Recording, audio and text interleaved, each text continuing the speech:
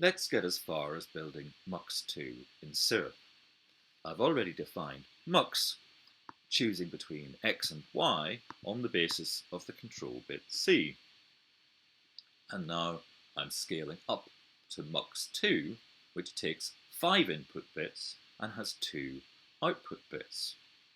I've written the declaration and I've asked for the experiment, and now we can see that we have a truth table with 5 input bits in all possible combinations, and we don't know what the outputs are yet. But we're going to find it very difficult to read this truth table because there's no structure in these 5 bits. So syrup has a mechanism that allows you to express more of the idea of what's going on by grouping bits together into things called cables. So when I write a set of square brackets around these 2 bits, what I'm saying is that this input is a cable which contains 2 1-bit wires inside. And similarly, I can group the other 2 data bits into another cable. And why not make the output a cable as well? So now we're choosing between 2 2-bit cables using one control bit. Let's hit send again. And now we can see the cable structure in the truth table. Now let's do the work. First of all, I should unpack the cable with the first bunch of data bits in. So I'm going to write a set of square brackets on the left. That's how you unpack a cable. So what I'm saying is, look inside the first data cable and see the 2 bits x0 and x1. And similarly, I look inside the second cable and see the data bits y0 and y1.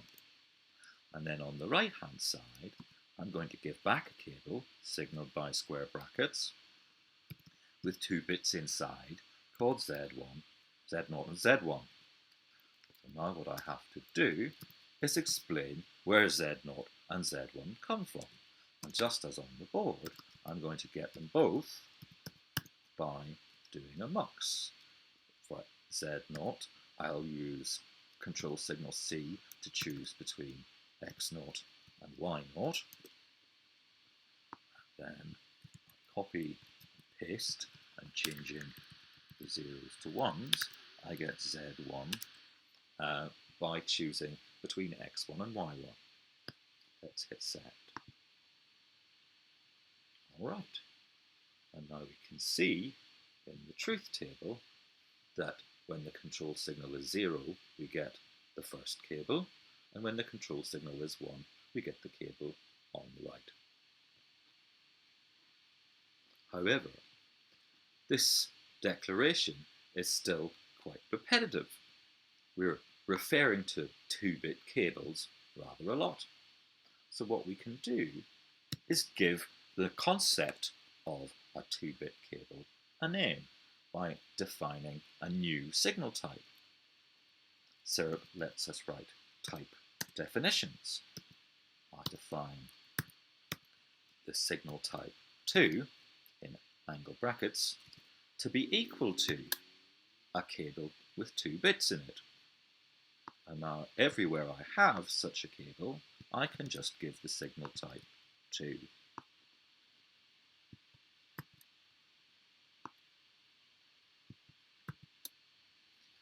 There, that's much clearer. Press send, and it still works.